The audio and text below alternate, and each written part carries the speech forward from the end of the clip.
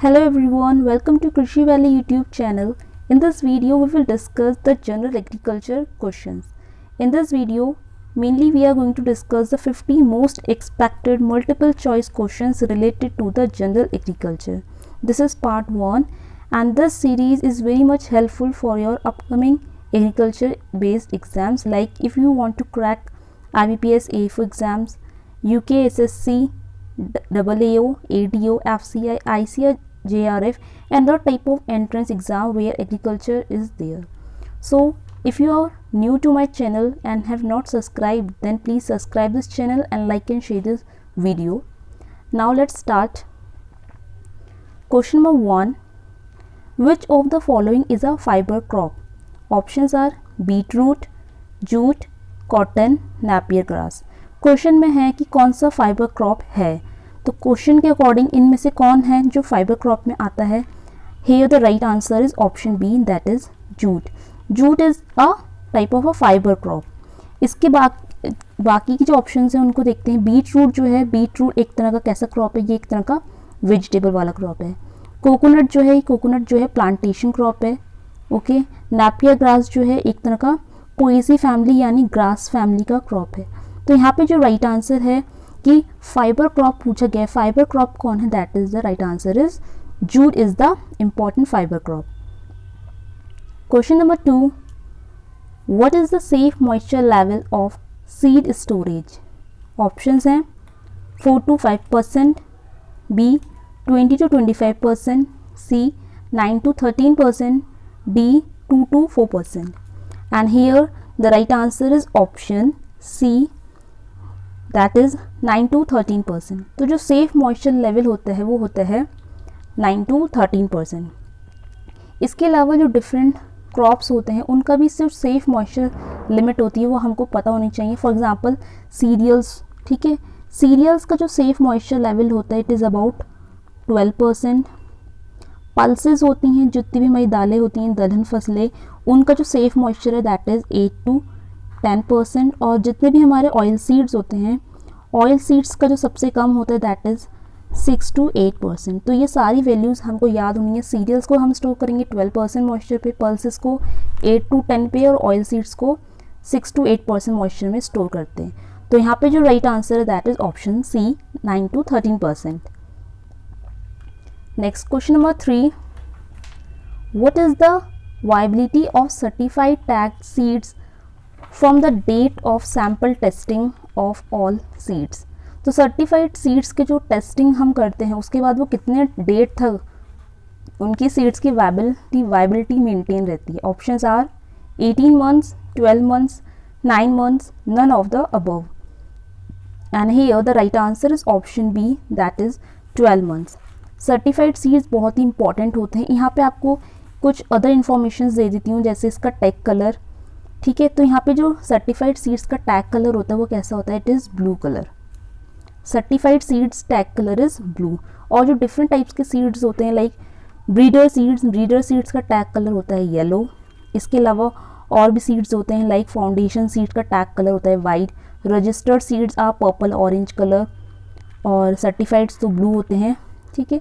तो डिफरेंट जो seed tag, different type के सीड्स होते हैं उनके टैग कलर बहुत इंपॉर्टेंट हैं, ये आपको याद होने चाहिए. Next question number 4. What is the nitrogen percentage in ammonium sulphate? Options are 20.6, 25, 32, 46. and here the right answer is option A, that is 20.6. Question 5. Among these, which one is not a slow release fertilizer? तो इनमें से हम बताना है कि options हैं, इनमें से कौन सा फर्टिलाइज़र जो है स्लो रिलीज़ नहीं है. Options are urea formaldehyde, ammonium sulphate, sulphur coated urea, natural organics. तो जो नेचुरल ऑर्गेनिक्स होते हैं, जितने भी नेचुरल कंपाउंड्स होते हैं वो तो स्लो रिलीज़ ही होते हैं, ठीक है. सल्फर कोटेड यूरिया भी स्लो रिलीज़ है और यूरिया फॉर्मेल्डिहाइड ये भी जो है स्लो रिलीज टाइप का ही फर्टिलाइज़र है. तो बचा क्या option B, that is ammonium sulphate. Ammonium sulphate जो है स्लो रिलीज फर्टिलाइज़र नहीं है. यहाँ पे पूछा गया नॉट, नहीं है पूछा है, तो अमोनियम सल्फेट जो है राइट आंसर है, यानी अमोनियम सल्फेट जो है स्लो रिलीज फर्टिलाइज़र नहीं है ये, इसमें जो फर्टिलाइज़र रिलीज होता है बहुत फास्ट वे में होता है। Question 6, what is the premium rate for rabi crops under PMFBY, यानी प्रधानमंत्री फसल बीमा योजना में जो रबी क्रॉप्स हैं उनका प्रीमियम रेट्स कितना है। Options are 2, 5, 1.5, 2.5। तो प्रीमियम रेट सबके पता होना चाहिए, ठीक है। प्रधानमंत्री फसल बीमा योजना में जो रबी क्रॉप्स का प्रीमियम रेट रखा गया है दैट इज़ रबी क्रॉप्स का है 1.5। Option C is the right answer. इसके अलावा कुछ अदर इम्पॉर्टेंट फैक्ट्स भी पढ़ लेते हैं प्रधानमंत्री फसल बीमा योजना से।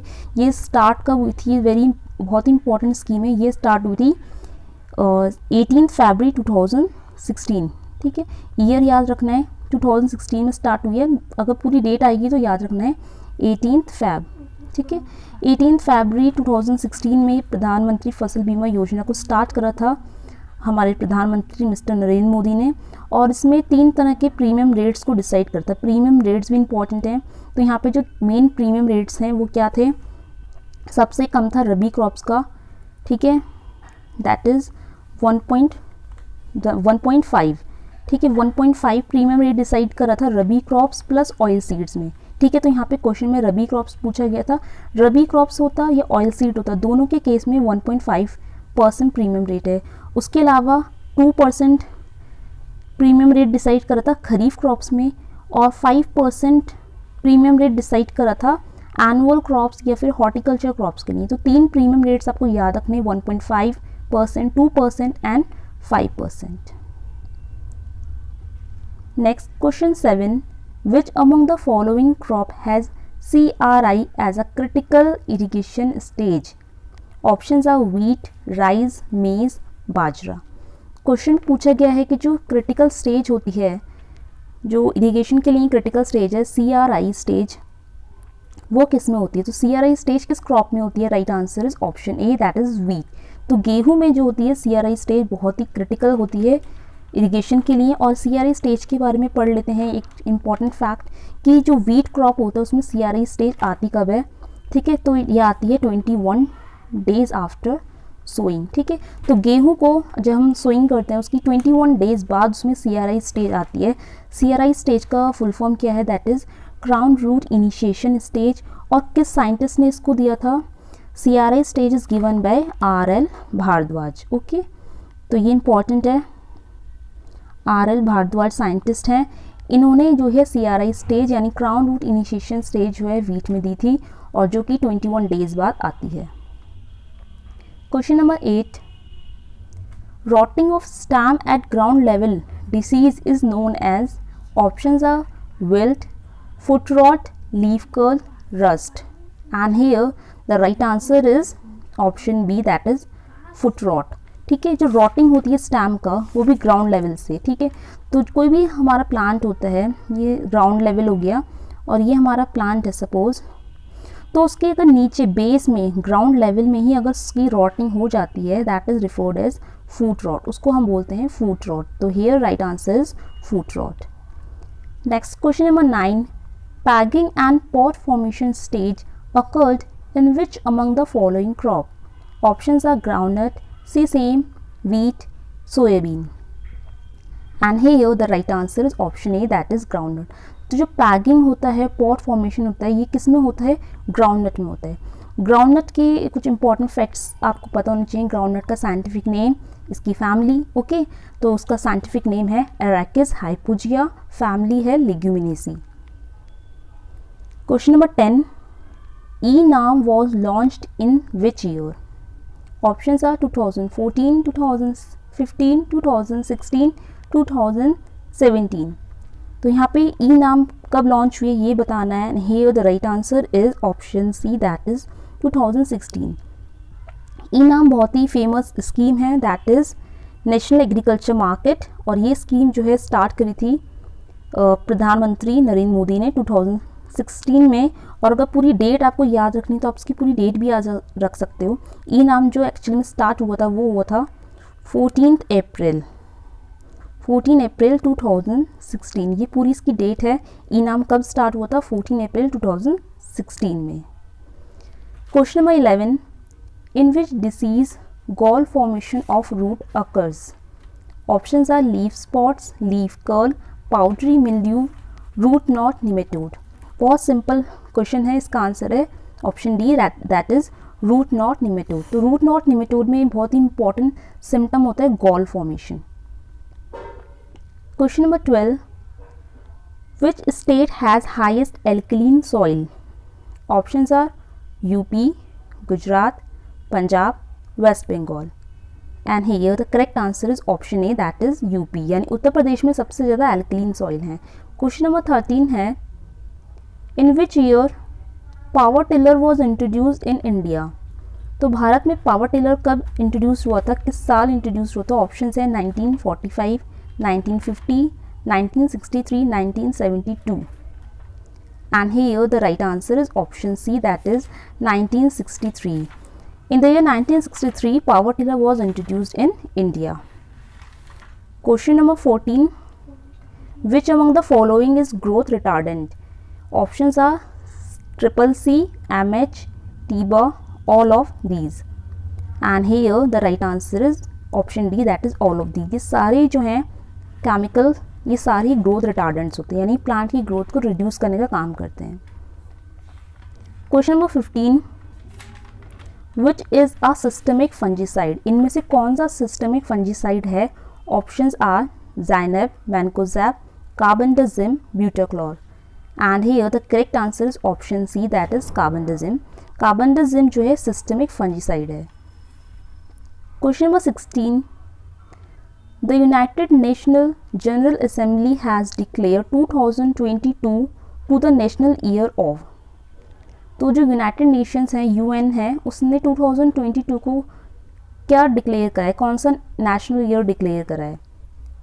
Options are international year of the plant health, international year of millets, artisans, fisheries and aquaculture, या नन ऑफ दीज, इनमें से कोई नहीं।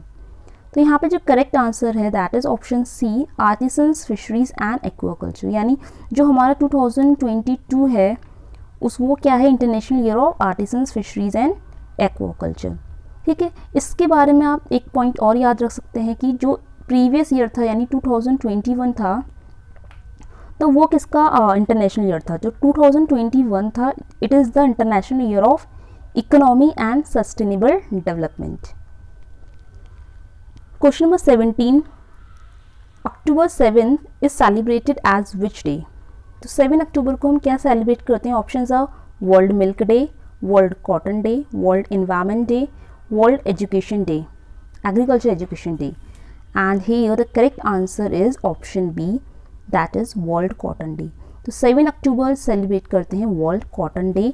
और इस साल यानी 2021 का जो थीम रहा था, ओके, वो थीम क्या रहा था वर्ल्ड कॉटन डे का? That is cotton for good, that is the theme of world cotton day. Next question number 18, how much is the interest rate of KCC? तो जो किसान क्रेडिट कार्ड्स होते हैं उनका इंटरेस्ट रेट कितना होता है? Options are 5%, 4%, 7% and 5.2%। And here the correct answer is option B, that is 4%। KCC के बारे में कुछ एक्स्ट्रा इन्फॉर्मेशन नोट कर लीजिए। KCC कब स्टार्ट हुआ था? ये स्टार्ट हुआ था इन द ईयर 1998। 1998 में ये स्टार्ट हुआ था and basically this is a model scheme prepared by the NABARD on the recommendation of which committee? तो नाबार्ड ने इसको किस कमेटी की रिकमेंडेशन पे स्टार्ट करा था? तो जो किसान क्रेडिट कार्ड है इसको स्टार्ट करा था in the recommendation of RV Gupta committee. ठीक है, RV गुप्ता कमेटी की रिकमेंडेशन में ये स्टार्ट हुआ था। Next question number 19, which nutrient helps in the formation of chlorophyll? Options are nitrogen, phosphorus, iron, magnesium. And here the correct answer is option D, that is magnesium. Magnesium जो होता है वो chlorophyll formation में help करता है। अगर आपको chlorophyll का स्ट्रक्चर याद होगा तो आपको पता होगा कि सेंटर में एक मॉलिक्यूल होता है मैग्नीशियम का। ठीक है, तो उसके स्ट्रक्चर का बहुत इंपॉर्टेंट पार्ट होते हैं।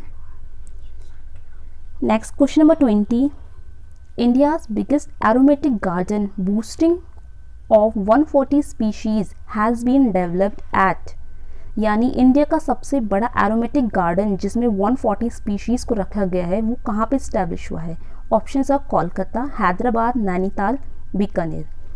And here the correct answer is option C, that is Nainital, which is in Uttarakhand. Question number 21. Chromosome number of maize. Options हैं 20, 24, 30, 14. तो मेज़ यानी मक्के का क्रोमोसोम कितना होता है? That is 20, यानी option A 20 is the right answer. Next, question number 22. Which one of the following apex cooperative organization at the national level of India? Options are RRBs, FCS, TriFed, NAFED. And here the correct answer is option D, that is NAFED. NAFED जो है वो एक तरह की epics cooperative organisation है national level of India. Next, question number 23. The head office of national bank for agriculture and rural development NABARD is located in, यानी NABARD का head office जो है, हेडक्वार्टर जो है वो कहाँ लोकेटेड है? Options are Lucknow, Mumbai, New Delhi, Hyderabad. And here the correct answer is option B, that is Mumbai, Maharashtra.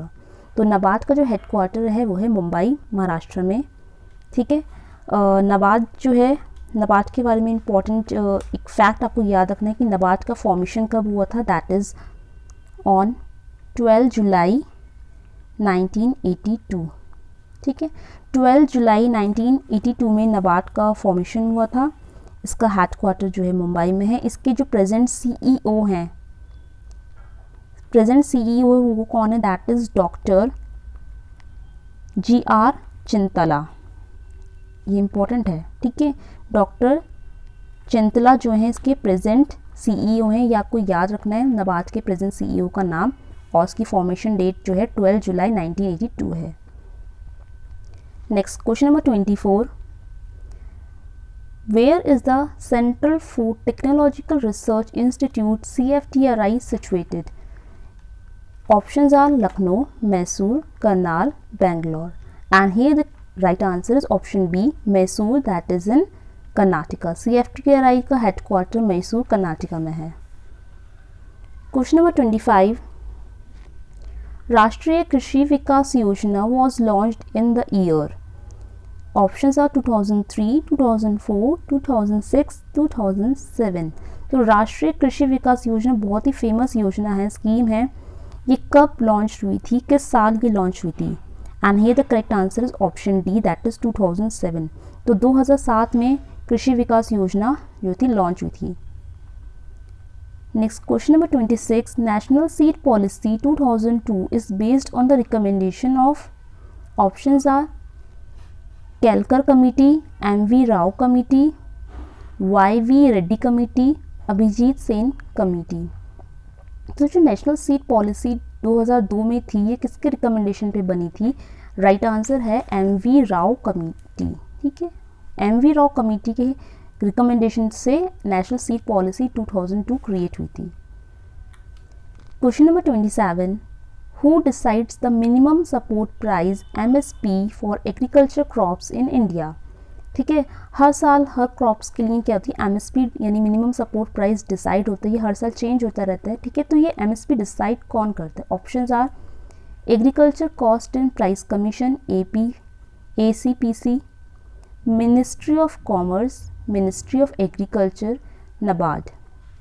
And here the right answer is option A, that is agriculture cost and price commission. ACPC जो है ये जो है बेसिकली इंडिया में minimum support price को declare करती है हर crops के. बेसिकली सारे क्रॉप्स की MSP डिसाइड नहीं होती, कुछ ही क्रॉप्स होते हैं जिसमें MSP डिसाइड होती है और डिसाइड करता है ACPC. Question 28. Indian green revolution started from. कहाँ से स्टार्ट हुई थी? प्लेस बतानी है. Options are Kanpur, Delhi, Mumbai, Pantnagar. And you all know the right answer is option D, that is Pantnagar, Uttarakhand. ठीक है. तो ग्रीन रेवोल्यूशन स्टार्ट हुआ था पंतनगर, उत्तराखंड में. किस साल स्टार्ट हुआ था? ये 1960s के टाइम स्टार्ट हुआ था. And right answer is more specific, that is 1965. 1965 में ये ग्रीन रेवोल्यूशन स्टार्ट हुई थी और इसको स्टार्ट करा था डॉक्टर नॉर्मन ई बोरलॉग ने। ठीक है, नॉर्मन ई बोरलॉग, ये नाम याद रखना है, बहुत ही इंपॉर्टेंट है। नॉर्मन ई बोरलॉग ने इसको स्टार्ट करा था। बट मोस्ट इससे भी बहुत इंपॉर्टेंट क्वेश्चन ये है कि ग्रीन रेवोल्यूशन जो टर्म है, ये टर्म ग्रीन रेवोल्यूशन किसने कॉइन करा था? And the term green revolution is coined by William Gaud. William Gaud ने ये टर्म जो था कॉइन करा था।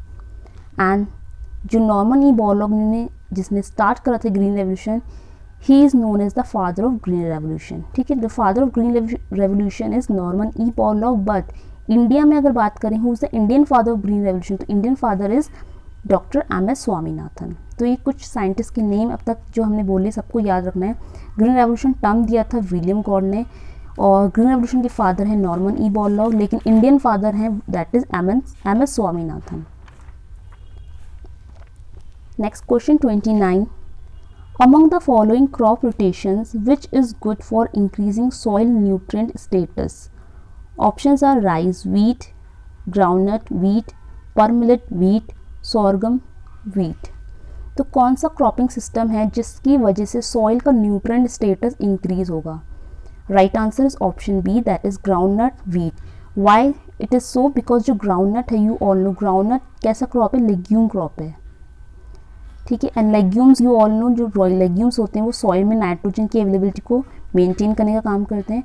तो ये सॉइल में अगर क्रॉप रोटेशन में यूज़ होगा कोई भी लेग्यूमिनस क्रॉप, तो अल्टीमेटली सॉइल का जो न्यूट्रिएंट स्टेटस है वो इम्प्रूव हो जाएगा।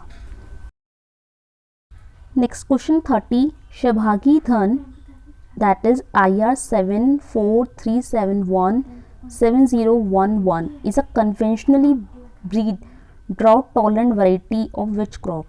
तो ये जो वैरायटी है शिवांगी धन, ये किस क्रॉप की वैरायटी है? Options are barley, pulses, wheat, rice. तो यहाँ पे क्वेश्चन में ही इसका आंसर छुपा है, दैट इज धान। धान से क्लियर हो रहा है कि धान यानी राइस की बहुत ही इंपॉर्टेंट वैरायटी है। Next question 31, the formation of acid rain is due to which of the following gases?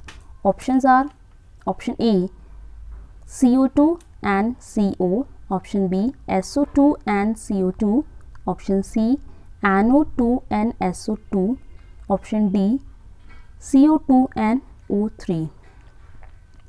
तो देखो O3 यानी होता है ओजोन, तो ओजोन तो एसिड रेन का रीज़न नहीं है, बाकी कार्बन डाइऑक्साइड भी नहीं होता। ठीक है, तो यहाँ पे जो आंसर है, राइट आंसर है option C, that is NO2 and SO2। तो ये NO2 और SO2 जो गैसेस हैं, ये दोनों ही ऑक्साइड जो है रिस्पॉन्सिबल होती हैं एसिड रेन के लिए। Next question 32, what is broiler? Broiler क्या होते हैं? Options are option A, broiler is any chicken that is bred specially for meat. Option B, it is a chicken which is bred and raised for eggs. Option C, broiler and chickens which are raised for cross breeding. Option D, chickens which are specially raised for the development of comb। तो यहाँ पे क्या होना चाहिए? Broiler क्या हो सकता है? राइट आंसर है option A, that is broiler is any chicken that is breed specially for meet.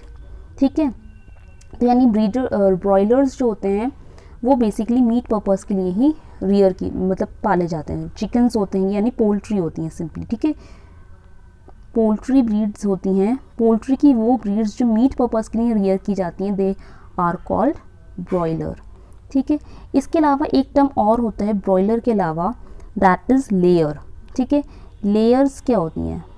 Layer एक होता है ब्रॉयलर, एक होता है लेयर। लेयर्स जो होते हैं they are those poultry breeds which are mainly rear और breed for their egg production. ठीक है, यानी जो एग प्रोडक्शन के लिए यूज़ होता है दैट इज़ लेयर। तो दो इंपॉर्टेंट टर्म हो गए ब्रॉयलर और लेयर।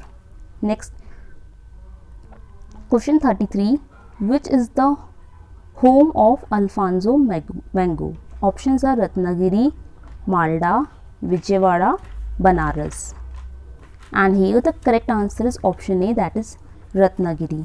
तो जो रत्नागिरी है वो जो है it is a home of Alphonso mango. सबसे ज़्यादा अल्फांसो का आम जो है रत्नागिरी यानी ये कहाँ पर है, महाराष्ट्र की इंपॉर्टेंट डिस्ट्रिक्ट है, यहाँ पे पाया जाता है। Question 34, the gestation period of pig is, options हैं 100 days, 301 days, 114 days, 279 days, and here the right answer is option C, that is 114 days। तो जो पिग होता है उसका जेस्टेशन पीरियड होता है 114 days। बाकी जो इम्पॉर्टेंट होते हैं वो काऊ का इम्पॉर्टेंट होता है, जैसे 279 days जो है ये है काऊ का, ठीक है, और 301 या 310 days जो होते हैं अप्रॉक्स वो होते हैं बफेलो का, ठीक है। तो ये इंपॉर्टेंट होते हैं, और जो सबसे कम आता है, सबसे कम जेस्टेशन पीरियड होता है वो होता है पिग का। तो यहाँ पे जो राइट आंसर है that is option C, 114 days। Question 35, first agriculture census was conducted in India, किस साल सबसे पहला एग्रीकल्चर सेंसस कंडक्ट हुआ था भारत में? Options are 1919, 1970, 1960, 2000, and here correct answer is option B, that is 1970। तो 1970 में पहला एग्रीकल्चर सेंसस कंडक्ट हुआ था इंडिया में। And the one most important fact regarding this is कि जो एग्रीकल्चर सेंसस होता है they are conducted for every 5 years, यानी हर 5 साल में एग्रीकल्चर सेंसस कंडक्ट किया जाता है। एग्रीकल्चर सेंसस के अलावा आपको एक और चीज़ याद रखनी है, that is live stock census, ठीक है। लाइव स्टॉक का सेंसस कब होता है? लाइव स्टॉक और एग्रीकल्चर सेंसस ये दोनों ऐसे सेंसस हैं जो हर 5 साल में रिपीट होते हैं, ठीक है। Agriculture census and live stock census. Agriculture census India में सबसे पहली बार हुआ था 1970 में शुरू, लेकिन जो लाइव स्टॉक सेंसस है, लाइव स्टॉक सेंसस उससे भी पुराना है। लाइव स्टॉक सेंसस स्टार्ट हुआ था 1919, ठीक है।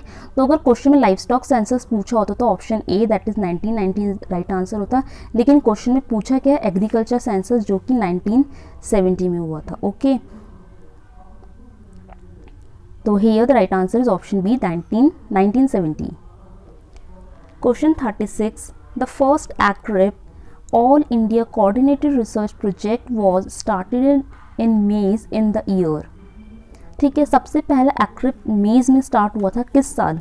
ऑप्शंस हैं 1987, 1900, 1957, 1975, and here correct answer is option C, that is 1957। 1957 वो साल है जब मेज का ACREP जो था, सबसे पहला ACREP मेज के ऊपर स्टार्ट हुआ था, जो कि 1957 में स्टार्ट हुआ था।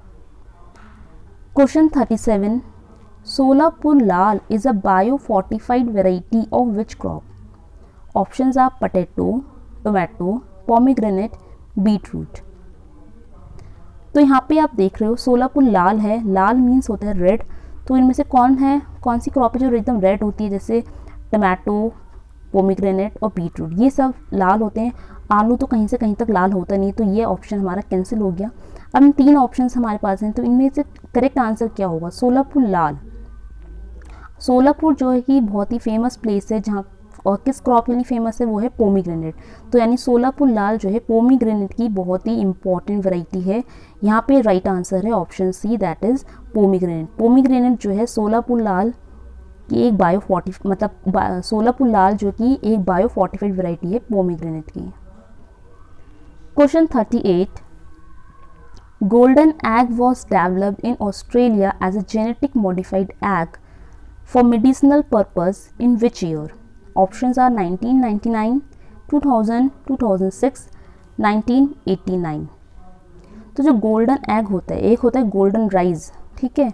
यहाँ पे क्वेश्चन में पूछा गया गोल्डन एग के बारे में। गोल्डन एग को ऑस्ट्रेलिया ने डिस्कवर करा था, एक तरह का जेनेटिकली मॉडिफाइड एग था ये किस साल उन्होंने डेवलप करा था? ये डेवलप हुआ था in the year 1999, that is option A, 1999 is the right answer.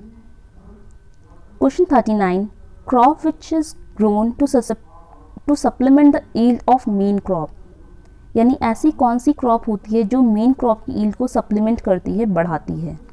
Options are arable crop, augment crop, relay crop, none of these, and here the correct answer is option B, that is augment crop. Augment crop वो crop होती है जो main crop को supplement करती है, support provide करती है। For example अगर हम बात करें बरसीम, ठीक है। बरसीम बहुत ही इंपॉर्टेंट फॉरेज क्रॉप है और ये सपोज हमारी मेन क्रॉप है। बरसीम इज़ अ मेन क्रॉप। इसके साथ हमने ग्रो करा फॉर एग्जांपल मस्टर्ड। मस्टर्ड हमारी मेन क्रॉप नहीं है, बट मस्टर्ड इस क्रॉप को, बरसीम जो हमारी मेन क्रॉप है, इसको सप्लीमेंट करेगी। सप्लीमेंट माने हेल्प करेगी, यानी जो सप्लीमेंट करने का काम करेगी वो हमारी ऑगमेंट क्रॉप कहलाती है। यानी हेयर मस्टर्ड हमारी मेन क्रॉप नहीं है, बट मस्टर्ड हमारी कैसी क्रॉप बन जाएगी? Mustard is a augment crop. Okay. Question 40, which among the following is a non edible oil seed crop? तो यानी ऑप्शंस में से बताना है कि non edible oil seed crop कौन सा है। Options are groundnut, castor, linseed, both B and C. तो यहाँ पे देखो ग्राउंडनट तो बहुत ही इंपॉर्टेंट है, सब खाते हैं इसको यहाँ पे, ठीक है। यहाँ पे पूछे नॉन एडिबल, तो ग्राउंडनट तो एडिबल है। कैस्टर नहीं खाते, लिनसीड नहीं खाते, तो यहाँ पे राइट आंसर होगा option D, that is both B and C, यानी कैस्टर भी नॉन एडिबल है, लिनसीड भी नॉन एडिबल है। Question 41, which of the following is a day neutral plant?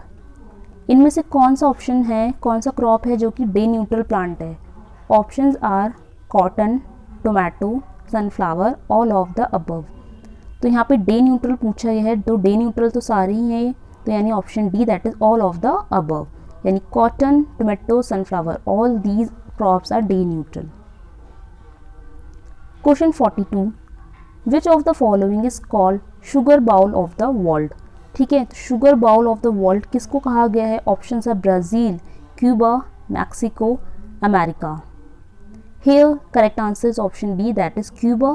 Cuba को sugar bowl of the world कहा जाता है, वहाँ पे सबसे ज़्यादा शुगर केन का प्रोडक्शन है, that is why Cuba is known as sugar bowl of the world. Question 43, which hormone is responsible for cell division and plant new growth? यानी कौन सा हार्मोन प्लांट्स की ग्रोथ के लिए, प्लांट की cell division के लिए रिस्पॉन्सिबल है? ऑप्शंस हैं auxin, cytokinin, gibberellin, A B C. तो यहाँ पे करेक्ट आंसर है option B, that is cytokinin, क्योंकि ये हार्मोन है जो कि सेल डिवीजन और ग्रोथ के लिए रिस्पॉन्सिबल होता है। Question 44, green leaf hopper of paddy is a primary vector of? Options are tungro disease, sheath rot, blight, ufra disease. तो राइस की बहुत ही इंपॉर्टेंट डिसीज़ है, राइट आंसर यहाँ पे है टुंगरू डिसीज़। ठीक है, टुंगरू डिसीज़, क्योंकि आप समझ रहे हैं ये डिसीज़ किसकी वजह से होती है? ये डिसीज़ होती है वायरस की वजह से। एंड यू ऑल नो, जो भी वायरस का डिसीज़ होती है उसमें ज़रूरत पड़ती है एक ट्रांसमिटिंग एजेंट की, और यहाँ पे जो इंपॉर्टेंट ट्रांसमिटिंग एजेंट है वो है ग्रीन लीफ हॉपर। तो ग्रीन लीफ हॉपर किसका वेक्टर है? वेक्टर है टुंगरू डिसीज़ का, ये क्योंकि जो कि वायरस से होती है। Tungro is a very important viral disease of paddy. Next question 45 is, which one is not belong to a Umbelliferae family? इन दिए हुए ऑप्शंस में से जो क्रॉप्स हैं इनमें से कौन सा क्रॉप है जो अम्बिलिफेरेसी फैमिली को बिलोंग नहीं करता? नॉट पूछा है, ठीक है, क्वेश्चन में पूछे नहीं करता। ऑप्शंस हैं carrot, parsley, lettuce, all of the above. ठीक है, देखो कैरेट बिलोंग करती है अम्बिलिफेरेसी फैमिली को, ठीक है, तो ये ऑप्शन हमारा कैंसिल हो गया। पार्सले भी एक इम्पॉर्टेंट लीफी वेजिटेबल क्रॉप है जो अम्बिलिफेरेसी को बिलोंग करता है, तो ये ऑप्शन कैंसिल हो गया। तो ऑल ऑफ दीज तो होगा नहीं, बचा क्या? यानी ऑप्शन सी लेट्यूस। ठीक है, तो यहाँ पे लेट्यूस बच रहा है, तो लेट्यूस जो है वो बिलोंग नहीं करता है, नॉट बिलोंग टू अम्बिलिफेरेसी फैमिली। अगर लेट्यूस अम्बिलिफेरेसी फैमिली को बिलोंग नहीं करता तो किस फैमिली को बिलोंग करता है? ये बिलोंग करता है एस्टेरेसी फैमिली को। ओके, एस्टेरेसी फैमिली को बिलोंग करता है, ये याद रखना है। लेट्यूस बहुत ही इंपॉर्टेंट, ये भी वेजिटेबल क्रॉप में आता है लेट्यूस, जो कि एस्टेरेसी फैमिली को बिलोंग करता है। और जो बाकी कैरेट और पार्सले हैं ये अम्बिलिफेरेसी फैमिली को ही बिलोंग करते हैं। अम्बिलिफेरेसी फैमिली का एक नाम और है, दैट इज एपिएसी फैमिली। ठीक है, अम्बिलिफेरेसी को एपिएसी भी कहा जाता है। Next question 46, tongue grafting is done in which fruit crop? Options are citrus lemon, ficus carica, malus domestica, prunus amygdalus. तो टंग ग्राफ्टिंग कौन से फ्रूट क्रॉप में करते हैं? राइट आंसर है ऑप्शन सी, मैलस डोमेस्टिकस। अगर आपको साइंटिफिक नेम्स नहीं याद तो it is very important to learn the scientific name of crops, क्योंकि क्वेश्चन इस तरीके से भी आ सकता है. अगर मैं आपसे पूछूं मैलस डोमेस्टिका क्या होता है, it is nothing, it is Apple. ठीक है, एप्पल बहुत ही इंपॉर्टेंट क्रॉप है. It is a king of temperate fruits. ठीक है, किंग ऑफ जो टेम्परेट क्लाइमेट के फ्रूट्स हो वहाँ का ही किंग है. टेम्परेट फ्रूट्स का किंग है एप्पल.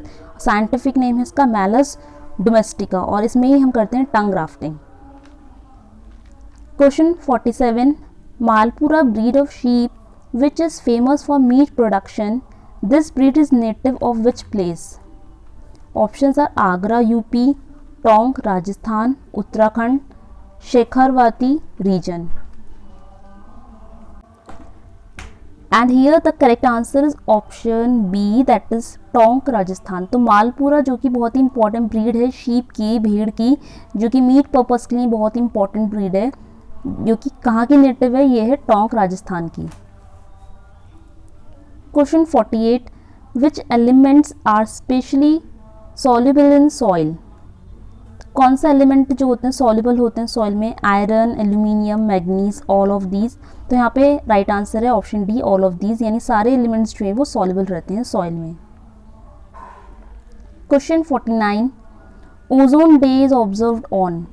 तो ये डेज के क्वेश्चन आपको बिल्कुल अच्छे से याद होने चाहिए कि किस दिन कौन सा डे रिलेटेड जो मतलब एग्रीकल्चर रिलेटेड जो डेज होते हैं वो कहाँ आते हैं. ठीक है, तो यहाँ पे क्वेश्चन पूछा गया है ओजोन डे कब ऑब्जर्व करते हैं. Option are 16 September, 30 January, 22 October, 21 April.